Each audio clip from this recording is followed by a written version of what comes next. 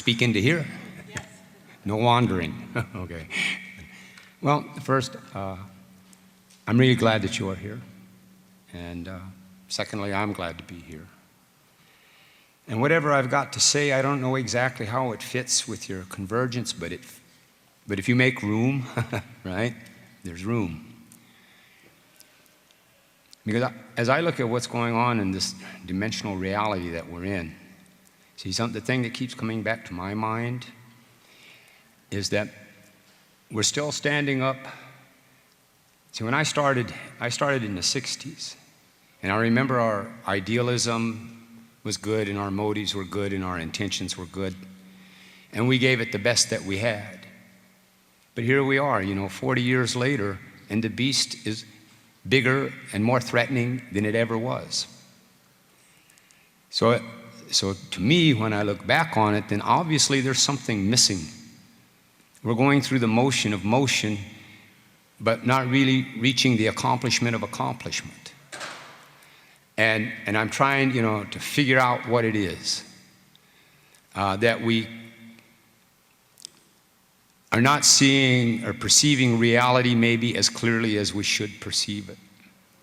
So I want to address that a little bit, because I think we have a misunderstanding about the reality of power.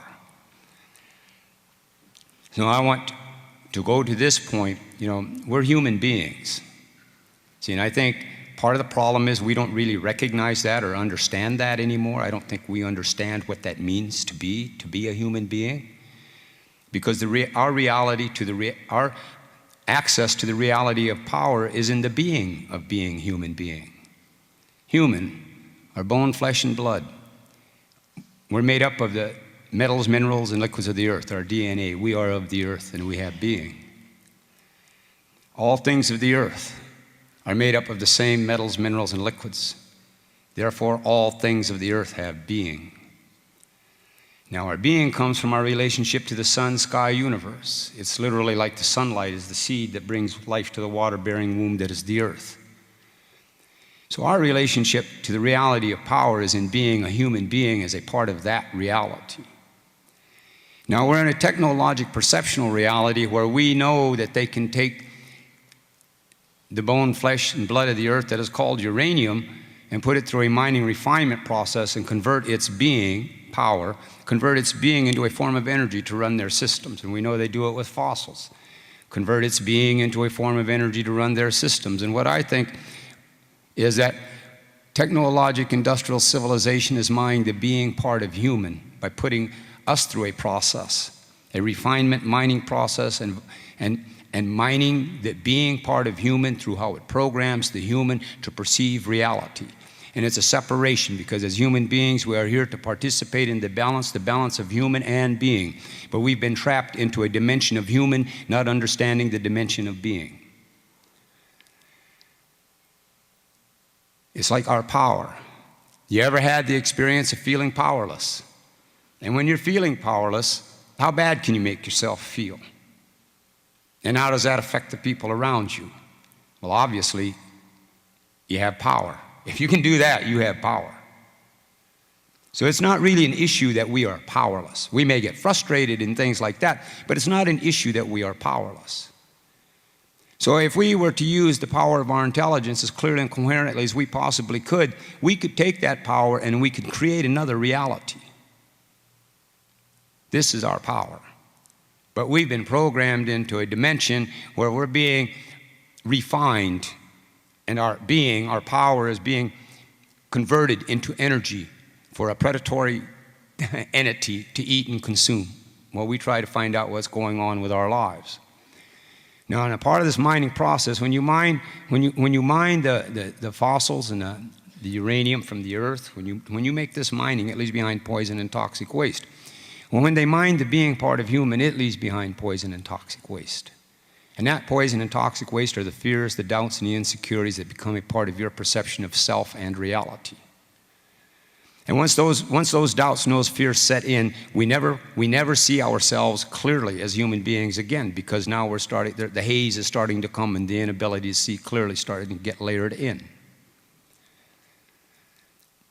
So to understand about power, I think before we can effectively, you know, we're environmentalists and we want to protect the earth and we want to do all the goody, you know, well then it's time that we understand that alternative energy, when we're going to speak about alternative energy, our intelligence is alternative energy.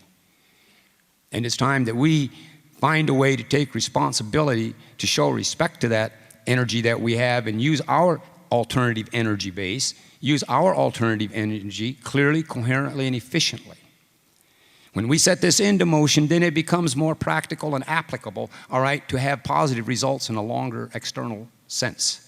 Because everything is about energy. Everything is about energy that is ever going to happen in this reality is about energy. And the energy we project is the energy we interrelate to, the energy we are hit with, the energy of aggression.